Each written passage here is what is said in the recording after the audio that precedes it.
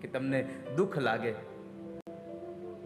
મારે ધર્મને બચાવવા જે કરવું પડે એમ હતું મેં કર્યું છે, પણ તમારી ભક્તિથી બહુ રાજી છું. માગી લો, હું તમને શું આપું?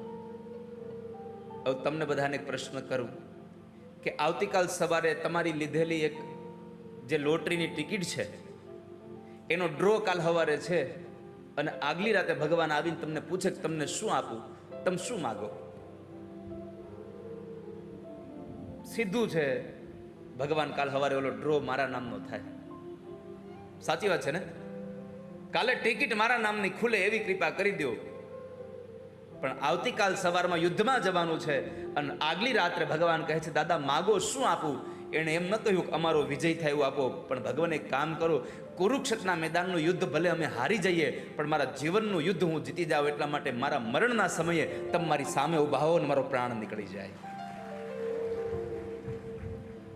મારો અંત સમય જ્યારે આવે પ્રભુ, તમે રહેજો આ નૈનોની સામે પ્રભુ. મારો અંત સમય જ્યારે આવે પ્રભુ, તમે રહેજો નયનોની સામે પ્રભુ. इतना तो करना स्वामी, जब प्राण तन से निकले, गोविंद नाम लेकर प्राण तन से निकले. ભગવાનનું નામ લઈને મારો પ્રાણ નીકળી જાય એવી કૃપા કરજો નાથ. મારા ઉપર એટલી દયા કરજો. એટલે ભગવાને આપ્યું વચન કે દાદા હું તમારા અંતિમ સમય આવીને ઊભો રહીશ. એટલે આજ ભગવાન આવીને ઊભા રહ્યા અને દાદાને કહ્યું દાદા તમે તમારા મૃત્યુને બોલાવી લો, હવે તમારા કાળને બોલાવી લો. દાદા ભીષ્મએ કહ્યું હજી એમ મારું મૃત્યુ નહીં આવે ભગવાન. કેમ? તો કહે છે કે હજી મારે એક કુંવારી દીકરી છે, મારે એને પરણાવવાની છે, અને જ્યાં સુધી મારી કુંવારી દીકરીને પરણાવી ન દઉં ત્યાં સુધી મને મૃત્યુ નહીં આવે.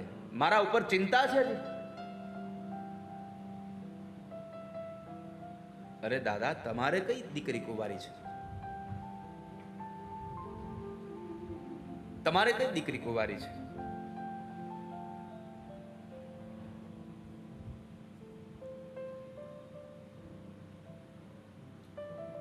ત્યારે દાદા ભીષ્મ કહે ઇતિમતિ રૂપકલ પિતા વિતૃષ્ણા ભગવતી સાત્વત પુંગવે વિભૂની. સ્વસુખમ ભગતે ક્વચિદ વિહર્તુમ પ્રકૃતિમુપેયોષયદ ભવ પ્રવાહ. ભગવાન મારી બુદ્ધિરૂપી કન્યા હજી કુંવારી છે.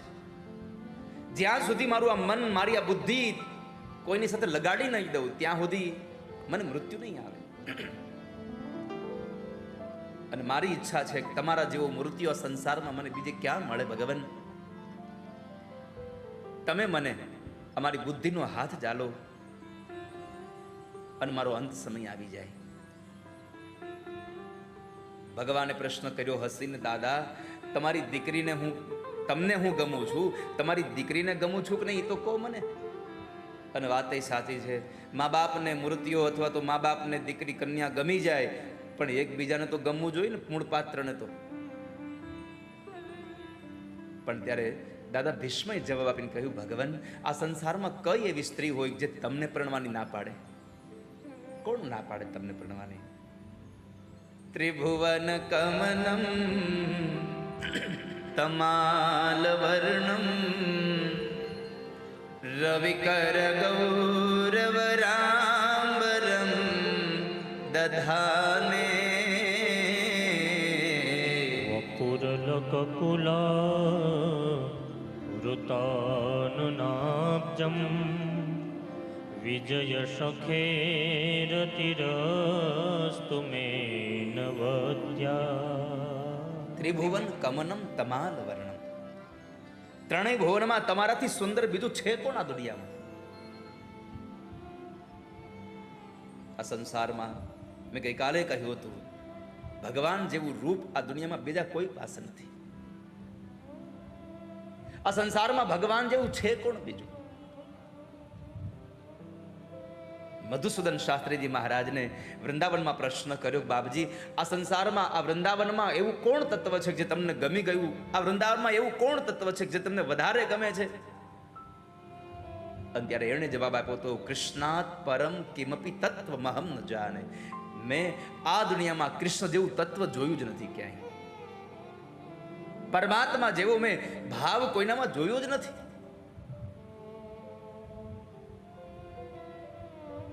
તો આજે ભગવાન હાથ ચાલો, તમે મને આજે મારી મતિ રૂપી કન્યાને સ્વીકારો અને મને મોક્ષ પદ આપી દો. ભગવાન બીજું કહું કે તમે મને પસંદ આવ્યા છો મારી દીકરીને, એનું એકમાત્ર કારણ છે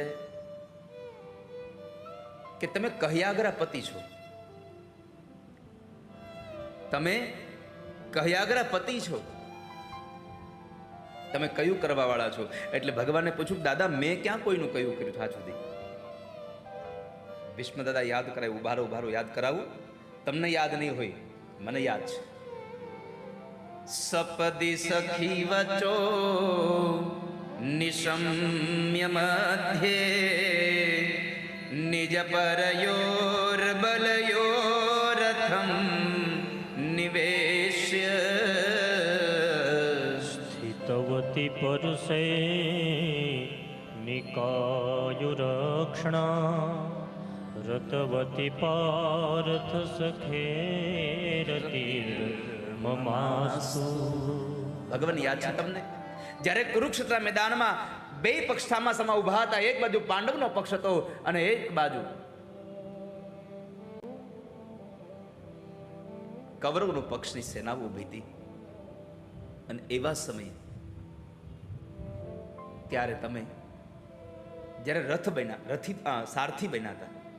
જુઓ તો ખરા, ભગવાન પોતાના ભક્ત માટે શું નથી કરતા. પરમાત્મા સારથી બન્યા. સારથી બનવાનો અર્થ શું છે? સારથીનો અર્થ શું? જે રથી હોય છે એના પગમાં બેહવાની વાત થઈ. આ સંસારનો દરેક જીવાત્મા પરમાત્માના શરણ સુધી જવા ઈચ્છતો હોય, પરમાત્માના શરણમાં બેસતો હોય, પણ જ્યારે ભગવાનનો ભક્ત ભગવાનને અતિશય પ્રિય થઈ જાય છે ત્યારે પરમાત્મા એના પગમાં બેહી જાય છે. મહાભારતના યુદ્ધમાં ભગવાન સ્વયં પોતે સારથી બન્યા અને અર્જુન રથી બન્યા છે. રથી ઊભો હોય અને સારથીના પગ પાસે બેઠો બેઠો રથને હકાવતો હોય છે. હવે આનાથી વિશેષ તમે શું કરી શકો? બોલો મને કહો. જે તમારો દાસ છે એના પગમાં તમે બેસી જાઓ, આનાથી વિશેષ કરો શું તમે? ભગવાન એ સમયે અર્જુને તમને એમ કહ્યું હતું કે હે કેશવ, મારો રથ બે સેનાની મધ્યમાં લઈ જાઓ. અને તમે રથ લઈ ગયા હતા. તમે બે સેનાની મધ્યમાં રથને લઈ આવ્યા હતા. તમે અર્જુનનું કયું કરવા વાળા છો? અને આ સંસારની દરેક સ્ત્રીઓની ઈચ્છા હોય, મારો પતિ કહ્યાગ્રો હોવો જોઈએ, હું જેમ કહું એમ કરવો જોઈએ. આવી દરેકની ઈચ્છાઓ હોય. બીજું, તમે ઉપદેશ દેનારા છો, તમે જ્ઞાનના દાતા છો, તમે ઉપદેશના આપનારા છો. મેં શું ઉપદેશ કર્યો? તમે નિડર છો, તમે અભયત્વને પ્રદાન કરનારા છો, હારી ગયેલાને ઊભો કરનારા છો. તમે આ દુનિયામાં સામેવાળા માણસને હરાવો ને એ બહુ અગત્યનું નથી, પણ જે માણસ હારી ગયેલો છે એવા માણસને ઊભો કરવો ને એ બહુ અગત્યનું છે. આ સંસારમાં હરાવવાની તો બધાનામાં તાકાત હોય, પણ હારી ગયેલાને પણ જીતાડવાની તાકાત જેનામાં હોય એ આ સંસારમાં પૂજાય છે. જે ભગવાન કૃષ્ણએ જરાસંધે 18 વખત જ્યારે ચઢાઈ કરી મથુરા ઉપર, ત્યારે પોતે રણ મેદાન છોડી અને ભાગી ગયા. અને એના એ જ કૃષ્ણ આજે દ્વારિકાના અધિપતિ હતા. અને જ્યારે કુરુક્ષેત્રના મેદાનમાં ઊભા છે અને ત્યારે એમ કહે છે અર્જુન કે હું નહીં મારું, આ તો મારા છે બધા, આ મારા પોતાના છે, હું કેમ મારું આ બધાને? અને હાથમાંથી હથિયાર મૂકી દીધા અર્જુને. ત્યારે જે ભગવાન કૃષ્ણ મેદાન છોડીને ભાગી ગયા હતા, મથુરા છોડીને દ્વારિકામાં આવી ગયા હતા, એના એ જ કૃષ્ણએ અર્જુનને કીધું, ઊભો થા, ઉત્તિષ્ઠ કૌંતેય, કુંતાના દીકરા ઊભો થા, તારે યુદ્ધ કરવું પડશે. ઉત્તિષ્ઠ કૌંતેય.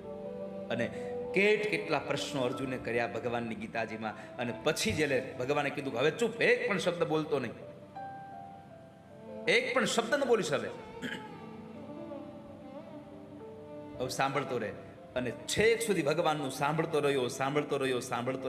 પણ આપણે ભાગ્યશાળી છીએ, આપણે તો ધન્યવાદ આપણે ભગવાનને ગીતાજી બોલવાના આપીએ ને એના કરતાં ધન્યવાદ અર્જુનને આપવા જોઈએ કે અર્જુનને એક પછી એક શંકા ઉદ્ભવીને એટલે 700 શ્લોક નીકળ્યા.